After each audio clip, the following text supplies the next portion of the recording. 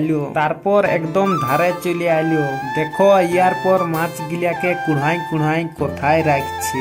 এই যে এই টেরেটাই মাছ গিলা কেমন ছটপটা আছে, আর ছোট ছোট মাছ গিলাকে ছাঁকিয়ে দিচ্ছে। এত গিলা মাছ হলো। তারপর আমি চলে আসি ঘর। আমাকে দিয়েছিল হরিনামের হিসাব খরচটা দেয়ালে চিটাইন দিতে, তো আমি চিটাইন দিলি দেখো। তারপর আমি চলে যাই দুর্গা মেলার কাছে। তখন দেখি কদম গাছটা কাটবার জন্য লোক চলে এসেছে। আমার মনটা হয়ে গেল খারাপ, কেন কি এই গাছটা আমি ছোট থেকে দেখে আসছি। দেখো সাইডের ডালগিলা কাটা হয়ে গেল, এখন বড় ডালগিলাও কাটিয়ে ফেলে দিচ্ছে। এইটা আরো কি মেশিন, ছুয়াতে ছুয়াতেই কাটান যাচ্ছে।